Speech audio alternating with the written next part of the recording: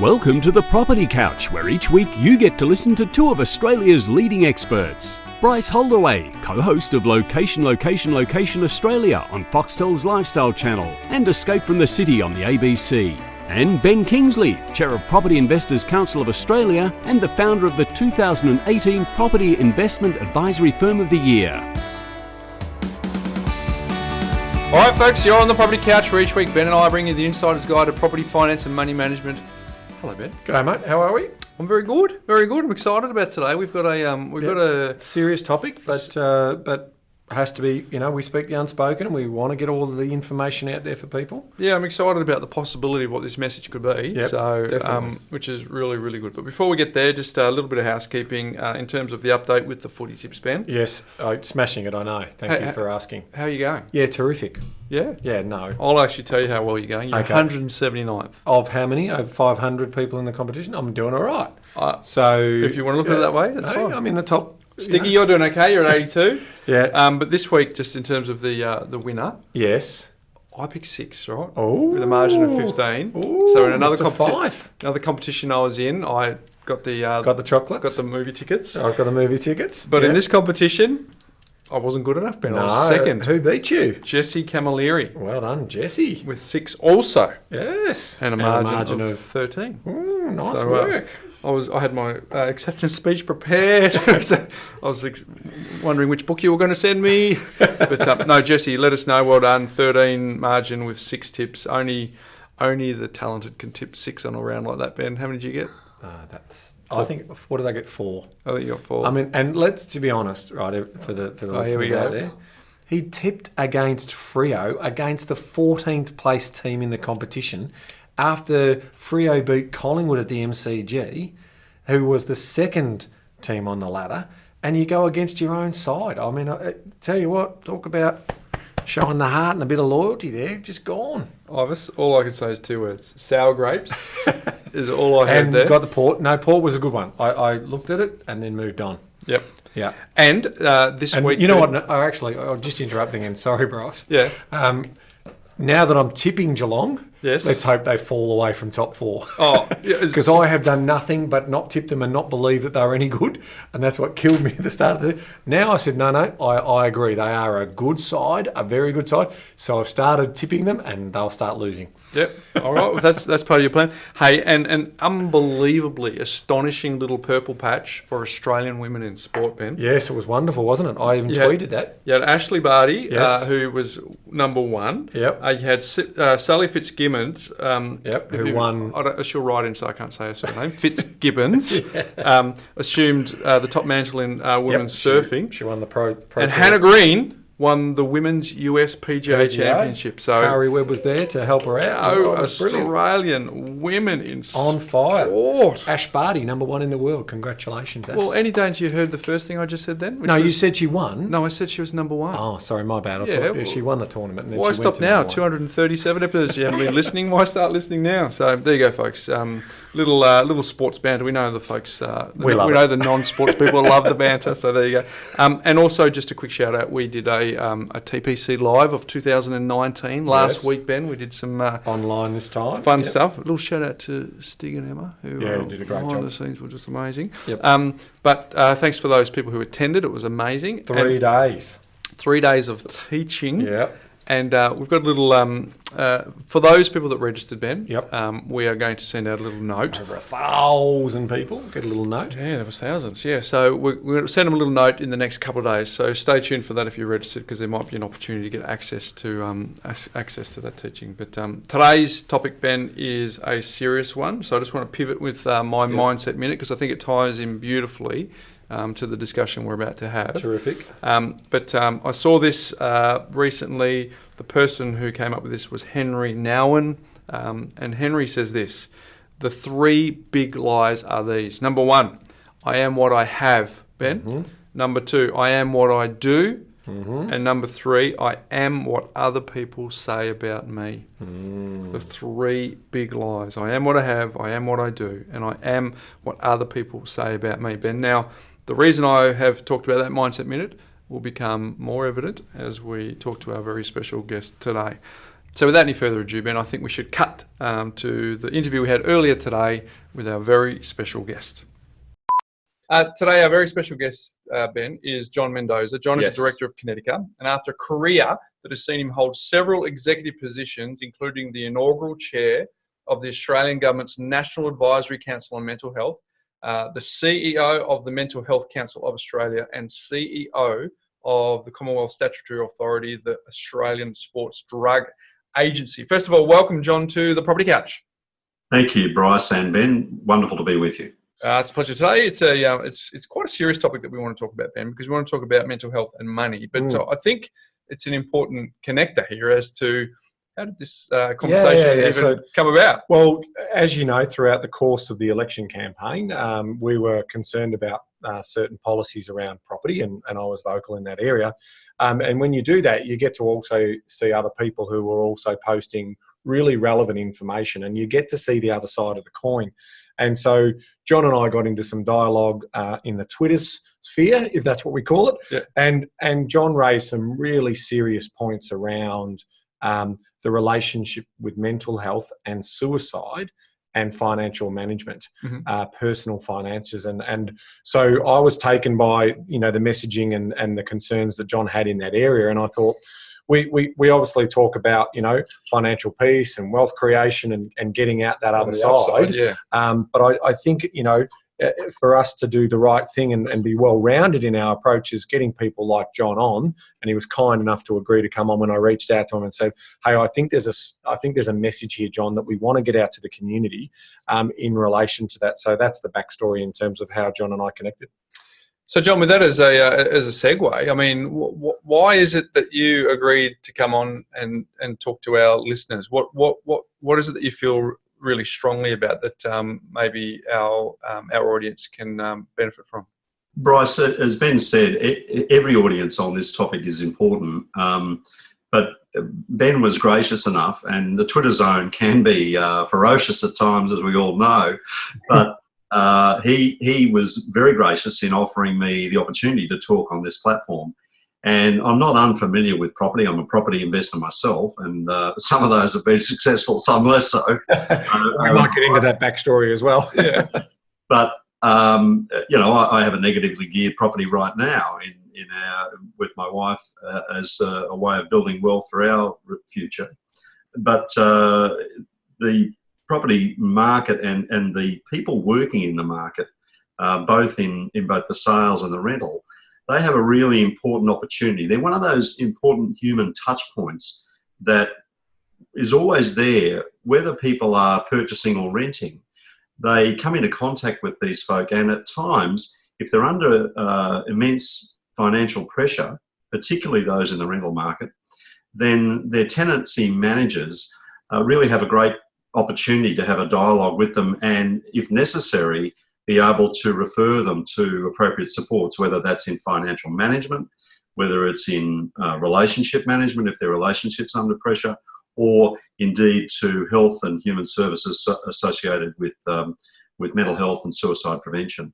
And my own family, my brother and sister-in-law, have been long-term principals of one of the major agencies in Ipswich, and they've seen firsthand how many of the people who are renting properties from them, where they've had to do more than simply ensure that the landowner and the tenancy agreements are satisfied, but in order to get the best outcome, they also provide a reference point for people who are in distress, and they've trained their staff to help them. And I think this is a great platform to I guess build the capacity of the sector, the property management sector, to be better able to support people who are in difficulties.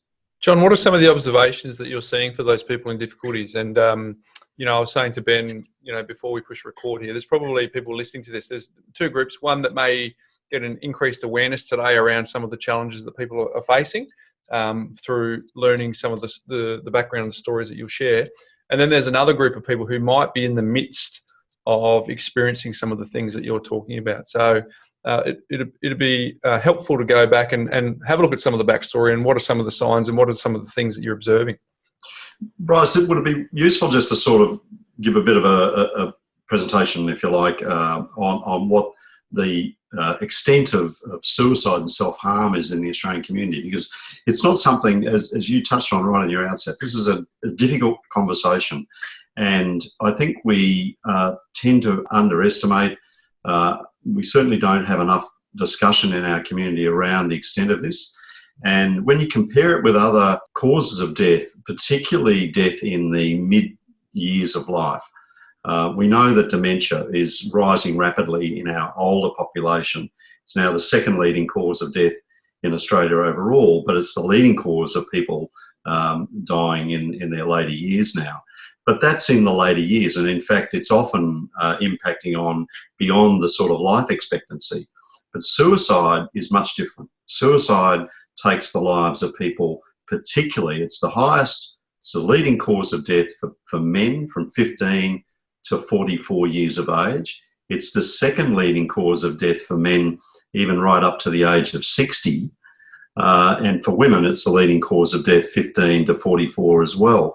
So these are the prime years of life. And as a consequence, there are more years of potential life lost to suicide than there is to all of cardiovascular disease. And yet, you know, we spend a lot of energy on food labelling, on educating the community, on encouraging people to be more active, look after their heart.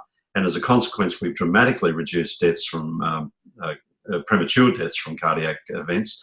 But we have not had the same sort of emphasis. We have not had the same sort of education of the community on what they can do for themselves to look after their mind, to be mentally healthy, as well as what they can do around them that are starting to become overwhelmed with what's going on in their life, long before they might become suicidal. But the accumulation of stress, of not coping, these are the, you know, this is the pathway, if you like, to where suicide becomes the option that a person sees as their only option. And I think we can do a whole lot better as a community. John, sorry to cut you off there. That's staggering. 15 to 44-year-olds, number one for men and for women, and two as they get a bit older. Unbelievably staggering. I mean, are you able to, I suppose by nature you're not really able to, but how much of that is able to be pigeonholed into a catalyst? I mean, clearly with, you know, is it around financial? Is it as black and white as that, or is it just way too grey to sort of work out what the catalyst leading up to is? Look, that's a really difficult question to answer easily and quickly, Bryce. There are literally hundreds of known risk factors with suicide, but what are the primary ones? What are the things that really set someone up to be at risk? Well, you actually start at birth, or in fact before birth. So a child born into a disadvantaged family, low income, low education, lower opportunity, less likely to attend early childhood development classes, less likely to finish high school, less likely to go on and attend post-secondary education, TAFE or university, less likely to have a career as such, more likely to be in low employment positions, or even precarious employment, as we call it now, where there really aren't any terms and conditions associated with that employment.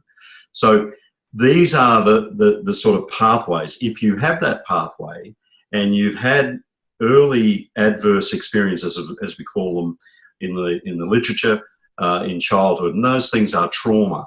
If you've had violence in the family, these things are, if you like, stacking up the risk side of things for suicide. So it means that when inevitably, as we go through our adulthood, we do have setbacks. All of us have setbacks. We lose loved ones. Even the loss of pets can be major traumatic events for us. But when we hit obstacles, big obstacles, financial obstacles, loss of employment, loss of relationship, loss of best mates, these things hit those that have had that high risk pathway much harder. And it's why people in low income, low socioeconomic areas are, if you like, overrepresented in our suicide data. And it comes down to community. If we live in a community where there are more assets, where more people have more things, more time, more options, then we've got, if you like a scaffolding around us that helps us through those really tough times. If we don't have that, then we're much more vulnerable. So I'm big on the message that we can do a lot as a whole society to reduce that risk for men and women in those key periods of life, but we can also at a local level do a lot to know the neighbours in our street, to actually reach out to people when we can see they're struggling.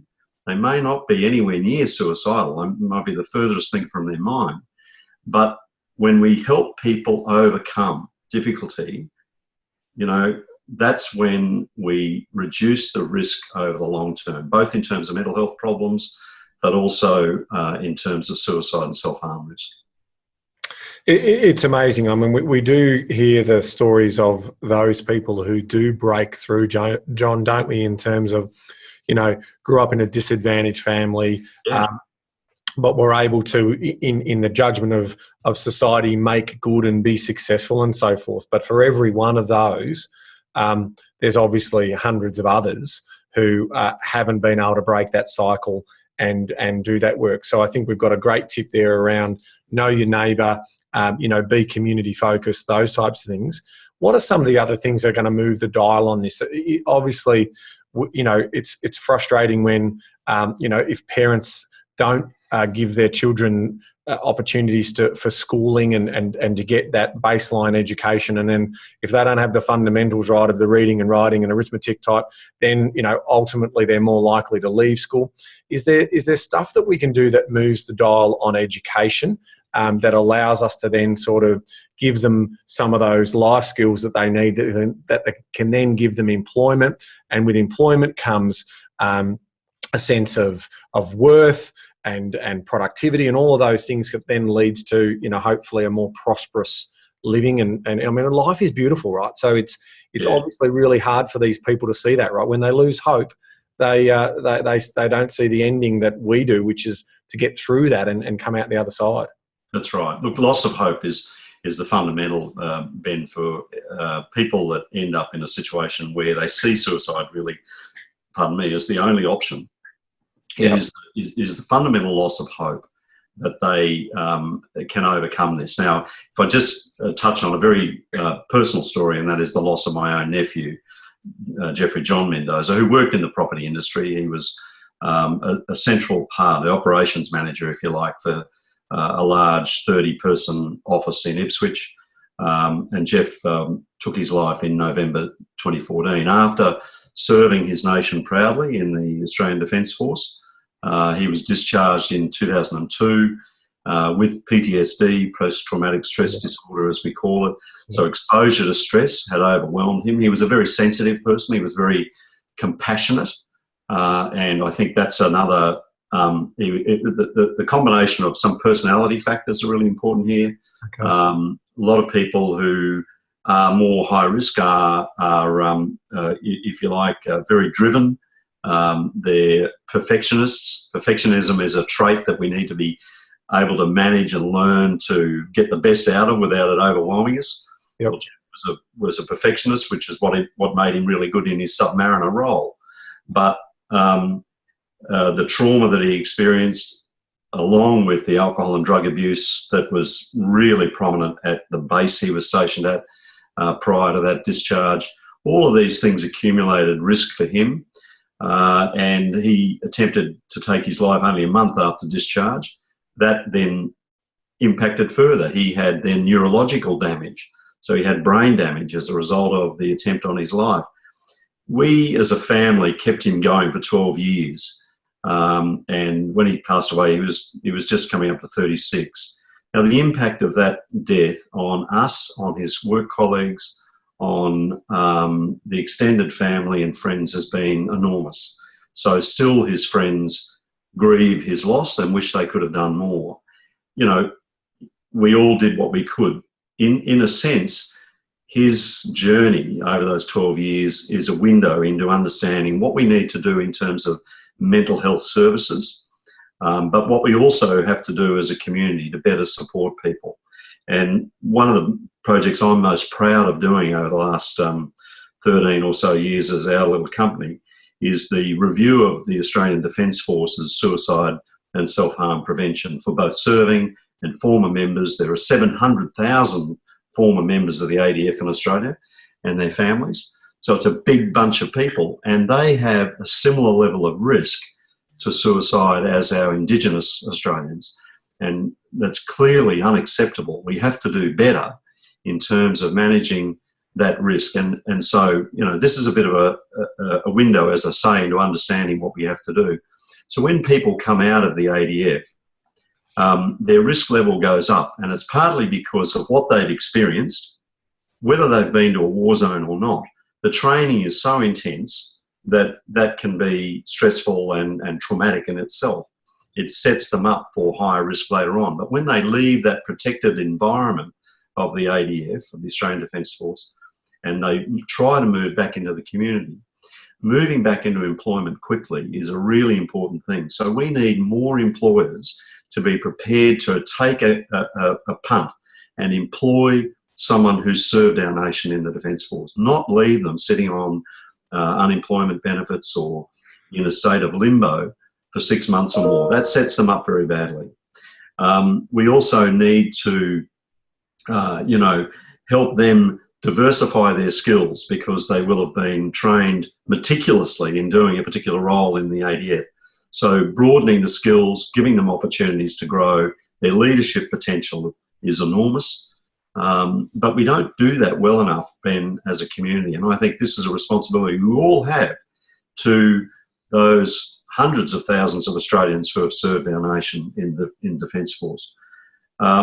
We also need to be able to better recognise when someone is starting to have that moment of being overwhelmed, when what life is throwing at them, whether it's relationship breakdowns or stresses, whether it's their circumstances as to where they've got to work. They might have to fly in, fly out, or drive in, drive out, leave their family apart. What is it that we are providing for them to provide them with some social support? The thing that we've learnt through a lot of work here in Australia and overseas is that the strongest protective factor, so I talked about the risk, on the risk side. Well, if you look at the other side, what is it that protects people best in terms of mental well-being and suicide prevention? And it's social connection. Social connection. It's very simple. Yeah. That's what we've got to all work at. Yeah. Making sure we're an inclusive, respectful, non-discriminatory society. So I look at the work of the AFL at the moment around tackling discrimination. It's fundamentally important to lowering the risk of suicide, not just in their fans and their players, but across the community. The same goes for the work we're doing as a community in domestic violence reduction. That is really important for the children of those families, but also for the men who may be the perpetrator, to reduce their risk, because we see a very high association between men who perpetrate domestic violence and suicide. There's a TED video, I don't know whether you've seen it, John, on that social connection. I think it's, I will try and find it and we'll put it into the show notes, because it's fascinating, right? It studies rats' behaviour in an environment where the rat can go and get morphine, not morphine, some drugs, some heroin, right? Some opium. Yes. And because it's got no interaction, you put another rat in that environment, and all of a sudden it's got social life. It doesn't want to kill itself, or doesn't want to, because that's what happens, right? So I think it's a fascinating idea that if we're aware of that, if we're aware that social connection, and as you say, the people who come out of the forces, and we're delighted. One of our stars in our team is ex-Army, right? So David's a wonderful contributor to our team, and yes, we had to reskill him in terms of the work, but he's a delight to work with. He's highly educated and highly intelligent. So talking about bringing those people out and giving them those opportunities, and because they've gone from high routine to different types of services. So I want to pivot a little bit for us if we can, and obviously with our podcast we're really big on property investing, money management, and so we do know that a cause of relationship breakdown is around money and finances. So what, on your career in this space and the dedication that you've done to society, what have you noticed about financial services and what that means for mental health in your field? Well, it's a key issue, and it's one of these things where, transition points in our life, whether we're moving from high school to post-secondary education or out of university into the employment market, when we're transitioning in relationships, these transition points are the high risk zones, if you like, that we've got to navigate in life. And through each of them, as we navigate them, if we do them well, we build up the belief in ourselves that we're capable. We're a can-do person, if you like. We can navigate these things. When we suffer setbacks in them, when we don't succeed and we have failure, if that happens a few times, it can set up a self-talk that is about I'm pretty hopeless. I'm useless at doing this. I'm not much good at property investment. I've stuffed up 3 times. So we know this dialogue, and if we allow that B-grade movie, as I call it, to continually play, it diminishes our self-efficacy, our belief in ourselves to solve problems. So if we get sound financial advice, I was lucky my dad managed our family's finances very, very carefully. He grew up, by the way, in a boarding house in central Brisbane, went on to be one of those people that came from nothing that became incredibly successful, in charge of an organisation of 25,000 people. His legacy is all across Queensland in terms of the rail infrastructure that he built. But, he's an exceptional person, but he had a key person who he told me about, who arrived in their house during the Depression, who was a mentor to him, not his dad, but another significant male. And that male taught him a lot of things. And as a consequence, Dad became very driven in terms of what he did. But he taught me issues about financial management. So financial management, if you get that knowledge and understanding from a young age, it enables you to make sounder decisions.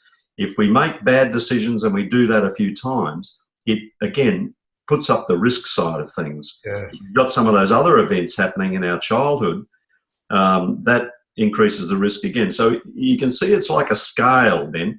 If the scales are in balance and we've got a lot of stuff on the risk side, if we're hit by, and we will be hit by, some other major setback in life, that is a major triggering event for suicide. Now, financial management often gets lined up with suicide when we look at farmers and the impact of drought and the financial pressures that's putting on them.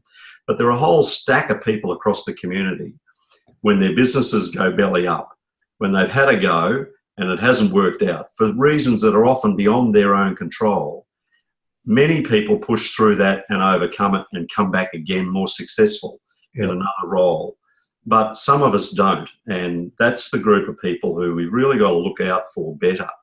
And I think if financial managers and financial counsellors and planners can be more attuned to the history that someone has, if they've had a series of these setbacks, be a bit more mindful that they may in fact need more than just good financial advice. They may need some rebuilding, if you like, of that personal belief system, their own beliefs about their capability to do successful financial or business management.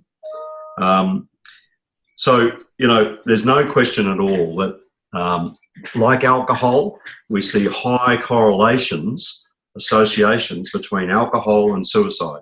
We see high correlations between financial stress or financial setback and suicide. So they're often associated with suicidal events.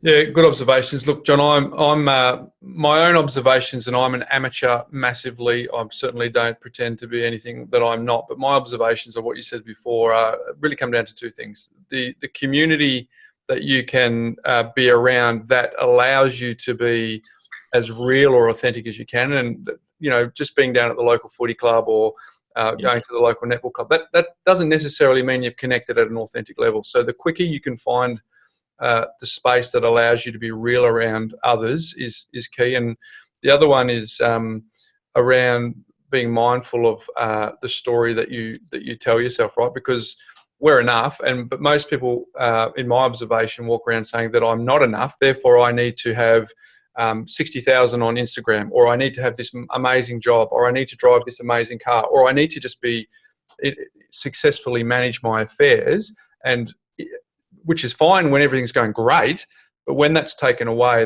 they can potentially fall into a heap. So, and I can say that from my own experience, right? Because you talked about perfectionism before. I am a recovering perfectionist. I feel like that's I've come a long way, but part of that was born out of the fact that I didn't think what I was doing was good enough. So perfectionists think they've got such high standards, but ultimately they've got no standards at all, because if they had a standard, they'd have a benchmark that they can measure against, right? So beautifully expressed. Beautifully expressed. And I've dropped that to a point, but Ben and I are so incredibly passionate about our community that we've built here, and we want to make an impact. So for someone who's listening to this and they're able to leverage from your observations from dedicating a very large part of your professional career to this, sometimes it can feel overwhelming to think of what the solution is, but sometimes if we think that it can be as simple as making sure I have a realistic view of my own self, not to put me into the comparison scenario. I'm okay.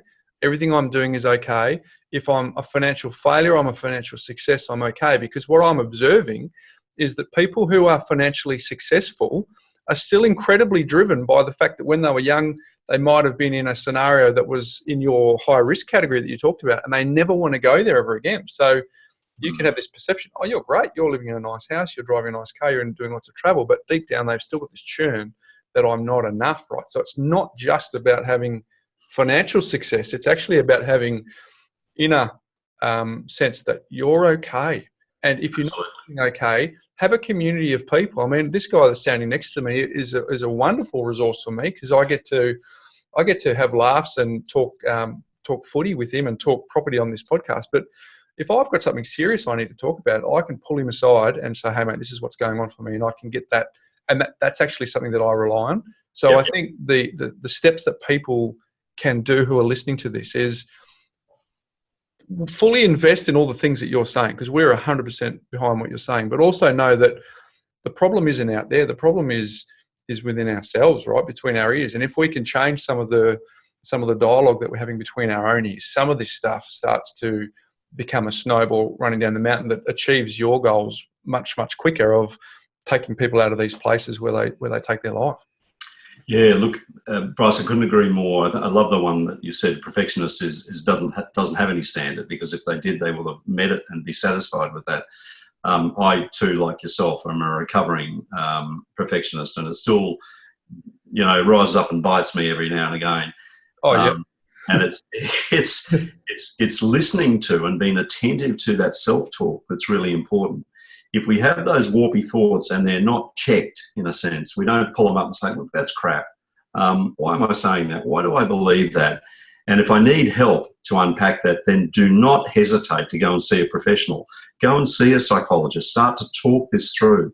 One of the people that I met during the review of the Defence Force, he was the commander of our commandos. Now, these are the folk. They were all men at the time in the commando unit. I believe we have our first woman in the commando unit, which is a great achievement for her and her family and all concerned. But where I was going was that he said it's as important that the guys here take the time to make sure they're mentally well as it is to do their weapons training, their physical fitness training, all of those things. They are as important. So he was trying to create an atmosphere in that group of 440 men who are at the sharp end of the spear in terms of the ADF, to make sure that they valued their mental health as highly as every other attribute that they needed to be those successful commandos. So that to me is that was a really, penny drop moment for me, that, wow, that puts it very clearly. We have to pay attention to this as importantly as every other aspect of our life. And we've got to listen to that self-talk. When it gets a bit warpy, we go off and see someone. We go off and see a psychologist. We go off and see a friend. If we can't afford a psychology fee, then we see someone like you talk to Ben about those issues and say, hey, look, I've been thinking about this. And he'll say, that's really crazy, or that, how did you come up with that idea? Let's talk that through, and you can see it in another way. A problem shared is a problem halved, as we often say. So that's again, that emphasis on social connection. Correct. I mean, I put my hand up, John, and I think I was 21, 22 when I saw a psychologist for the first time. Yep. I was a man on a hurry. Yeah. I was a pretty intense individual, overthinking a lot of things in my life, and, wanting to get to that end destination, right, and not smelling the roses along the way. And then I had a relationship breakdown, and so you're sort of thinking, well, what's, is that what I wanted? And, I kept chasing, and it was just, you look back at now when you're, 30 plus years on longer, right, you sort of have a good sense of yourself around that. And I agree, it was one of the best things I ever did, because I just got that reassurance that you're okay. What you're experiencing is something that most of us do experience. And, with a couple of tools and a few things to think about and write some notes to yourself, you will be able to work through this and get out the other side as a more relaxed and easygoing person. Because that was me. I was, highly intense, and, there was this life was a race and a competition, right, for me. So I've relaxed a little bit, but I still probably carry a bit of that drive and determination with me. Yeah. So I think that's probably what I wanted to ask you around. So where do we go to? Do you know of any resources? Obviously, we're getting better. There's a lot of counsellors that we now get under Medicare, don't we? In terms of, psychologists and so forth, where we can get, 3 or 4 consultations. I for anyone who's gone through loss or financial hardship and those types of things, it's just. And you're not feeling like you have that confidant that you can talk to, by all means, those sessions will just reinforce to you when you get to those, as you say, those high-risk moments, because we all have them, those high-risk moments that you can just get some clarity and some understanding about you're not alone, how you're feeling is okay. Reasonable, and it's okay. But that moment will pass. So, can you share with us some of the resources that you would be thinking about for those people who may be feeling a little bit unsure about their future? Yeah, sure. Ben, three things. In terms of becoming, more aware of what we can do to be mentally healthy. And when we think of being mentally healthy, we think of being resilient. We think of being able to bounce back from setbacks and those sort of things. There's a brilliant program that was developed in WA by a good friend, Rob Donovan. He's exported this to a number of countries around the world. It's called Act, Belong, Commit, ABC. So good mental health is as easy as ABC. Wow. Act. So that's being active, but acting on things, taking action. Belonging is all about that social connection point that we were making before, belonging to the local club, the sports club, the surf club, joining something that gives you some satisfaction where you're contributing. One of the things we know, search is if I belong to a green group, a community group that's trying to enhance the natural environment, that gives me great value in terms of mental benefit, not only from the belonging, but also the contributing to a cleaner, safer purpose. environment. So belonging is really important. The last one is about committing. So being committed, having goals, having short-term goals that I can see that I'm moving towards. Even if I've had a major setback, a financial setback, a bankruptcy, if I've got some short-term goals that I can see that I'm achieving, then that's going to be mentally rewarding, mentally healthy for me. So the Act, Belong, Commit website, if you just go online. Yeah, we'll get that on the show notes. We'll make sure we put the link to that. And there's some brilliant vignettes. They've got little YouTube clips of people telling their story. One of the best I find is the guy, the firefighter, who realises that he's been doing this stuff all the time. So that's why he is, in fact, he recognises he can cope with the demands of his job, which involves periods of high trauma, high stress. Yeah. So Act, Belong, Commit is about everyone doing things every day for improving our mental health and protecting ourselves in a sense, or being more protected. The second thing is that, yes, We can also look out for our peers, our work colleagues, our neighbours. And sometimes we need some advice on how to do that. How can I reach out to someone that I see that's struggling, but I'm not sure how I can help them through that? I don't have to take it on board, but how can I help them find the strength and the resources to get through it? There's a little app that we developed with funding from the Queensland government. It's free. It's on Google and Android. Google and Apple, I should say. Yep. And it's called Chats for Life. Chats for Life. And if you just go to the Google or Apple store, download that, and it was done with the University of Sunshine Coast. And while we were aiming at a younger audience, because we use students and so forth as the actors in it, it gives you very clear advice about how to plan, how to carry out, how to recalibrate if the person pushes back and says, no, bugger off, I'm not interested in your help. We might go away and think about, oh, maybe I didn't do that really well. What else can I do? So it gives you, very hands-on practical ways of how we can reach out to someone, because often it's much harder for them to pick up the phone and call Lifeline or go and see someone. Because part of our nature is that when we're under that sort of psychological distress, we actually withdraw. We don't want to see anyone. We don't want to go out. We're probably familiar with these things. We don't want to go and party. We don't want to see people. We just want to stay at home or stay under the sheets in the bed. Yep. And the thing we need is people around us who will actually help us navigate that really tough period. The third thing, and you touched on it, we can get access to psychological support services through Medicare. That means going to our GP, and GPs are becoming much more skillful at asking questions about people's financial position. So, if someone has had a bankruptcy or a major financial loss, then that's important that the GP knows that and can actually then say, well, look, maybe right now we need to do something that can help your recovery, your psychological recovery from this huge setback. And maybe seeing a psychologist for a number of sessions is part of that recovery. So I'd strongly encourage people to use those three things. One is about self-care, the ABC message. The other one is about how do we help those around us. And the third one is a really important point of access to services through our GPs. That's brilliant, John. We really proud. I mean, ultimately, at the end of the day, your mental health is your wealth. Absolutely. So your monetary gains in life and all of that provide for choices, and that's true, but it won't provide for sustained happiness.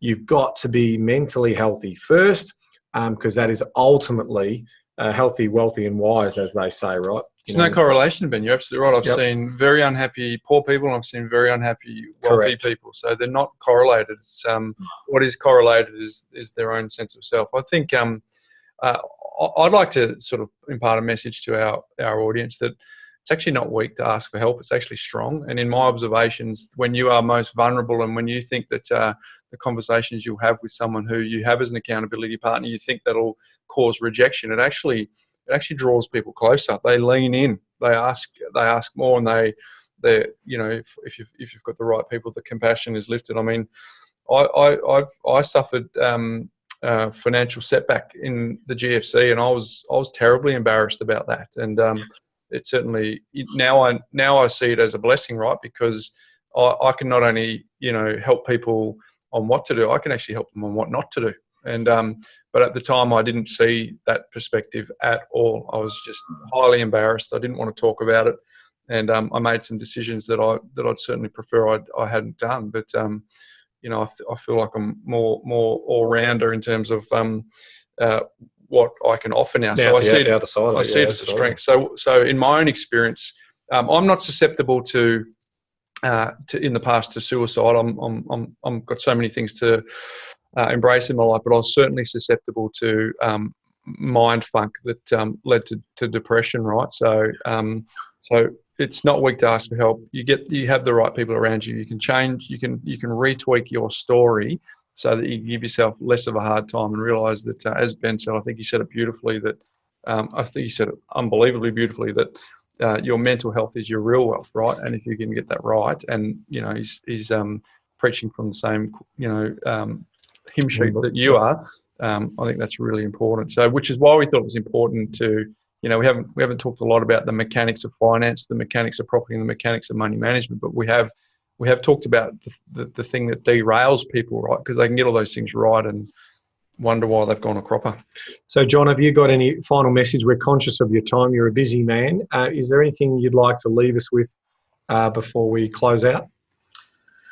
Look, I think we've covered a wide canvas there today, guys. I really appreciate it. It's been wonderful to chat with you. And I think if more property management agencies and their staff are aware of, look, yes, we have clients who come in who are in financial trouble.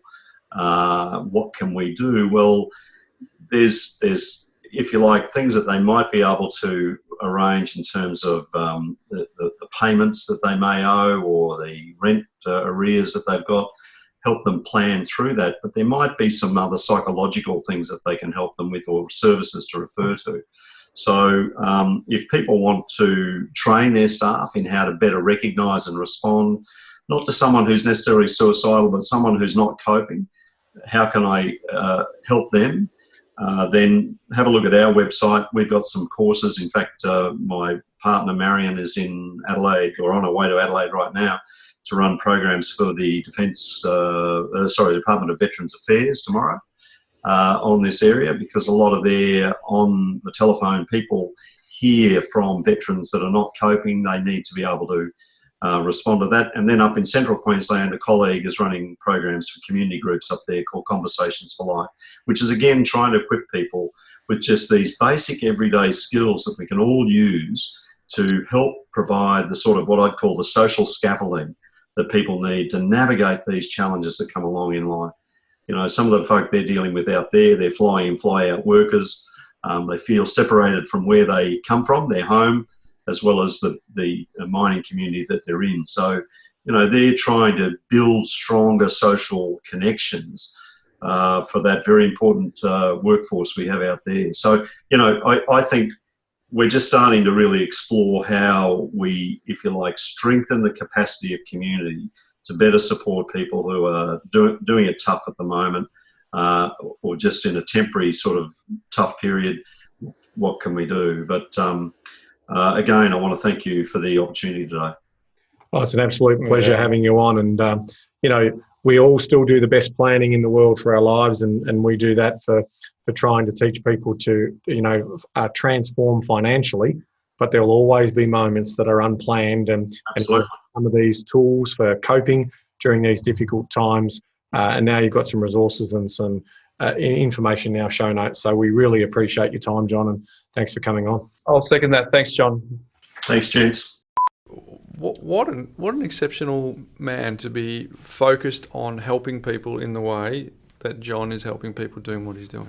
Well, it sounds like, he didn't fall too far from the tree in regards to the work that his dad did and his grandfather. And so it sounds like that family has done a lot of social work and have committed quite seriously to, helping people overcome adversity and get out the other side. And, it is, mental health issues and suicide are very, very big challenges in a rapidly changing world, but also just generally in terms of how we've probably become more disconnected as a community and society, and where, we don't have those deeper connections.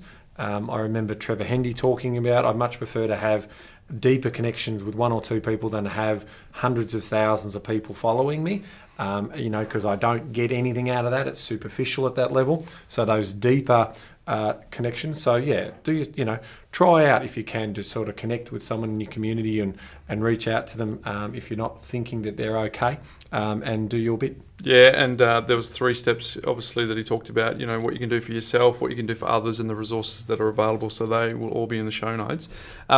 For those people who may not be touched by the negative side of what we've been talking about today, they might have a wonderfully blessed life, they've got so many wonderful opportunities and aren't really exposed to that. It's just, it's interesting the insights that you and I get, because we get a lot of people that write into us.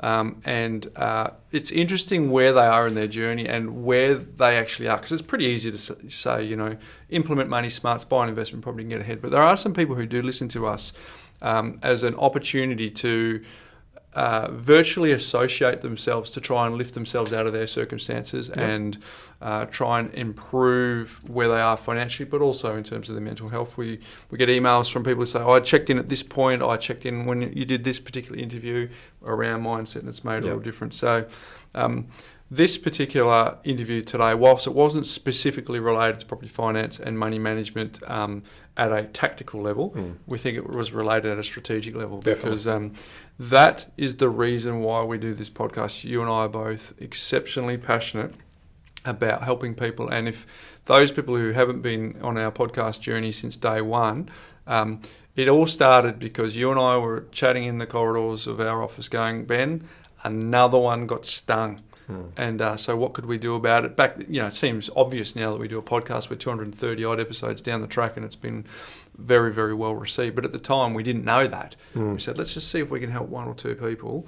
And hopefully if you know someone or what we talked about today is affecting you or someone you love, hopefully there's an opportunity for you to reach out and help them. Very true, very true.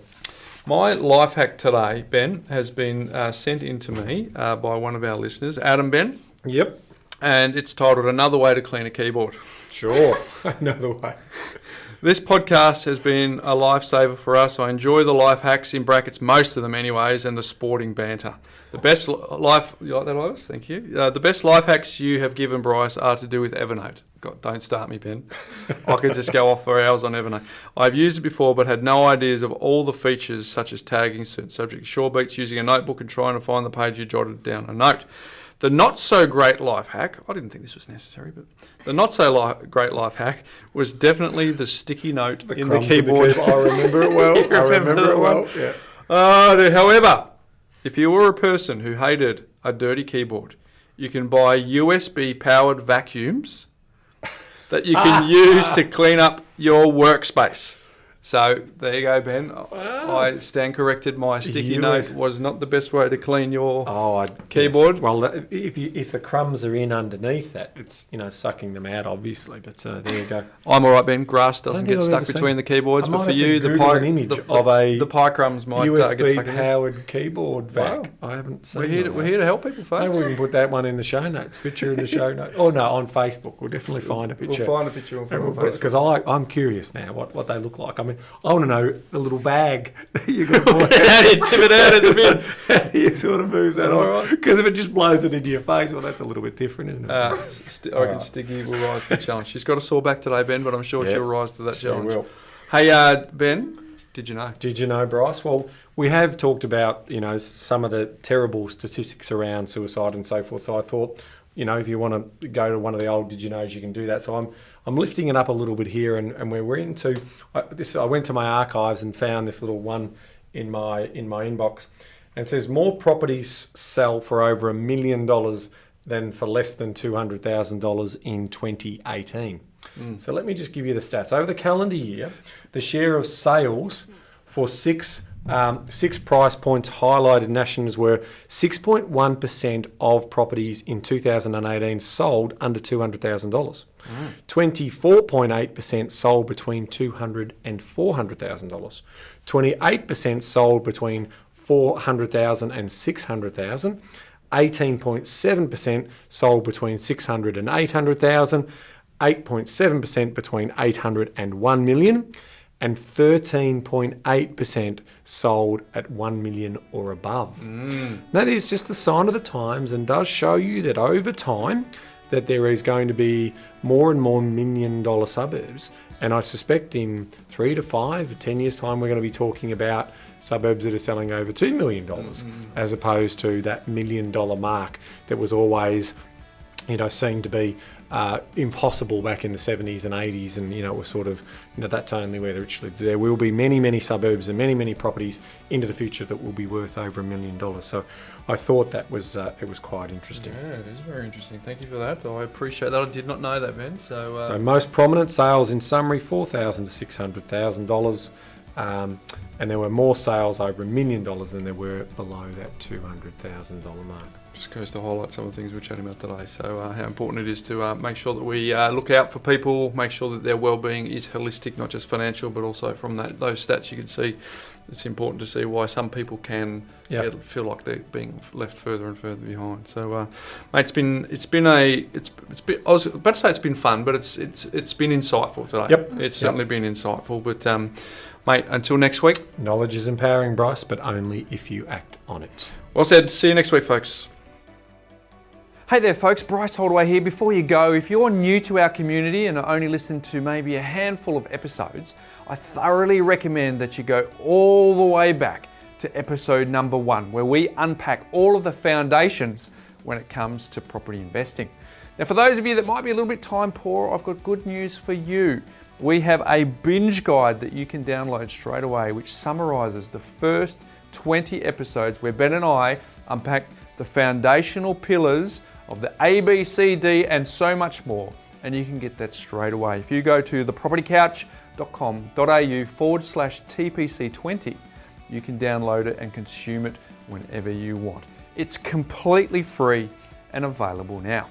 And for those of you, just a quick reminder that nothing we've spoken about today constitutes financial advice. We recommend that you reach out to your licensed professional advisor so that you can look at your unique circumstances before acting on any information. Now don't forget, go to thepropertycouch.com.au/TPC20 and get your binge guide today.